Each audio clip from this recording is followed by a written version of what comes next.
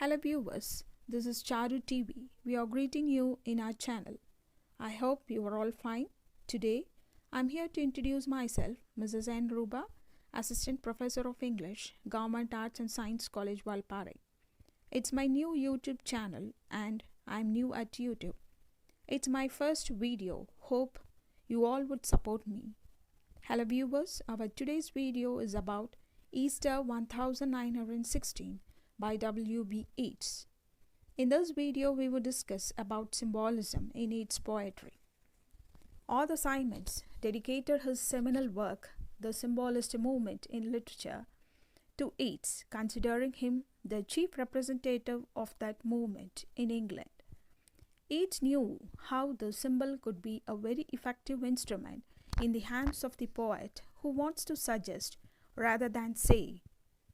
Yeats made it clear in one of his essays that symbols are the greatest of all powers, whether they are used consciously by the masters of magic or half unconsciously by the poet. Yeats divided symbols into ancient and modern ones. He defines ancient symbols as those that have numberless meanings besides the one or two the writer lays an emphasis upon. The sources of his symbols. Most of Yeats' ancient symbols are drawn from Irish folklore and mythology, from magic, alchemy, and occult disciplines, and from ancient paintings. Yeats' ancient symbols are very complex because her implications are blended. In this poem, the first symbol she used is sword. Another private property which Yeats converted into a profound symbol is the sword, which a Japanese admirer presented to him. The sword was covered with a Japanese lady's court dress. The sword and the sheath symbolized the male and female sexes respectively. The sword also symbolized the soul unaffected by the time, whereas the tattered covering symbolized the old and decayed body, which could still guard the soul. The next symbols is birds and beast. Birds and beast are used as very suggestive symbols by Yeats.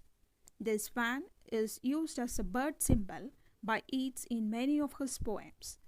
The symbol changes, grows, and acquires greater depth and density as is used in varying contexts in poem after poem. The swan, at cool moving in pairs, objectify beauty and are related to a well-known Irish legend. They symbolize the undecaying spirit of youth. In Calvary, they are associated with Christ. The solitary swan flying with wings outspread and its breast thrust out in pride stands for the poet, proud of his solitary self. The next image is beast. A similar growth and transformation may be traced in Yeats' beast imagery. There are two prominent beast images in Yeats, the image of the unicorn and that of lion-bodied human. The unicorn has been traced into ancient books of alchemy and is considered as symbol of the soul. In Yeats' play, The Player Queen, the queen copulates with the unicorn, which symbolizes the blending of the opposite qualities of love and lust, just as the union of Leda and the swan does. The leonine figure slouching towards Bethlehem stands for the birth of civilization of terror and violence, replacing the moribund Christian civilization. The lion image is transformed in the poem, where there is nothing to be very terrible wild beast with iron teeth and brazen claws that can root up spires and towers, with eyes hard and cold and blue like sapphires. The beast may represent the tragic gaiety which became prominent in Yeats' mature poetry. The next symbol Yeats used is the rose.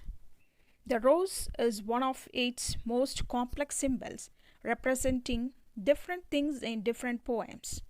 The rose is an esoteric symbol in the poem entitled The Secret Rose.